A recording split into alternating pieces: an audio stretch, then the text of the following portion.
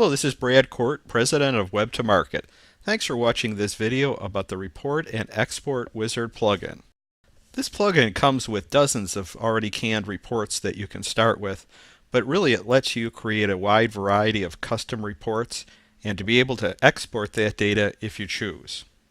In this video, so you can see the plugin in action, we're going to start out by running a canned report. Then we're going to go ahead and create a new report and save it. We'll also export the data so you can see how that works. Before we actually go ahead and create a report and export data, let's take a quick walkthrough of the layout and content of the plugin. On the top, you'll see an instructions section. This will give you a quick point of reference for creating reports in the future. On the right side, you see a database reference. And if you're familiar with databases at all, you'll know that AbleCommerce runs on SQL Server, and data is stored in tables, and within tables you have fields. This reference will show you all the tables, and by selecting a table, you can see all the fields that are within that table. Scrolling down a little bit, we'll see the Run or Alter Existing Report section. This section allows you to select an existing report, and it'll pull up the data into this query box. Let's take a look at this report, for example. After selecting the report, we can see the query has now been populated. We could go ahead and click Get SQL Query Results, and it will output it in the section below the Save New Report. We'll see how to save a new report shortly, but let's go ahead and run a new report. Rather than manually clearing the fields, I'm just going to go to the menu here and reselect the plugin. Now we have a clean screen. I'm going to go ahead and write a query here. I'm going to choose to pull all the fields from the orders table where the bill to postal code field is between postal code 60601 and 60659. That's the city of Chicago. This is probably a good point to talk about SQL. If you're looking at this and you have no idea what I'm doing, writing a query using SQL, which is the structured query language. If you're technically inclined, it's not a very difficult language to learn at least the basics of and to be able to do reporting. If you're a programmer, you probably know this backwards and forwards and are thinking of all the wonderful reports you can create. It's also probably a good point to talk about what level of complexity of reports we can generate using the Report and Export Wizard.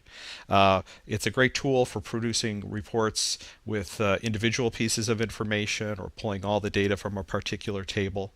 You can do joins, of course. If you start to get to really complex query with multiple types of data being output, aggregations and sums and totals for multiple columns, then this might not be the right tool for you. But it'll give you all sorts of great reports with a lot of different types of query. Okay, let's go ahead and get our query results. I'm going to scroll down here. I generated this report, and in this section you can now see the data for those orders.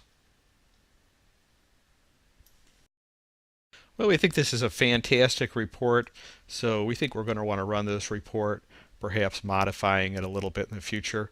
So let's go ahead and save this report as Chicago orders. And let's give it a short description here. All orders in the city of Chicago. Let's go ahead and save that.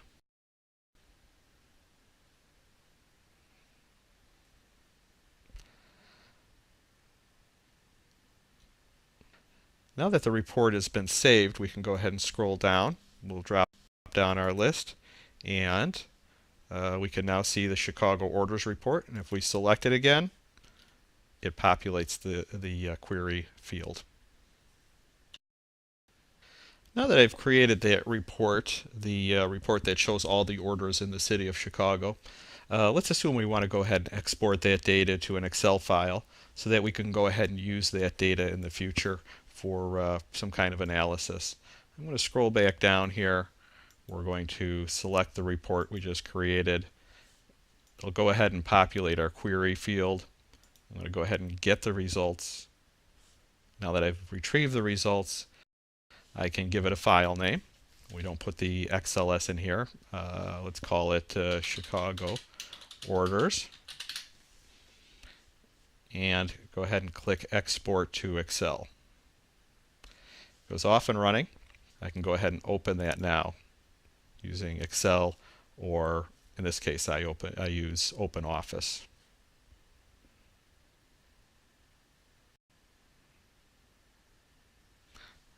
All right, some options. We'll just go ahead and accept the automatic defaults. And here we are. Here's all our data in an Excel file.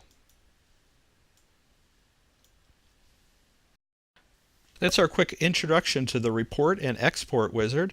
If you've got questions about the type of data you might want to report on, or perhaps you want it customized in some way, we'd love to hear from you. Just give us a call or email us. Thanks again for watching the video.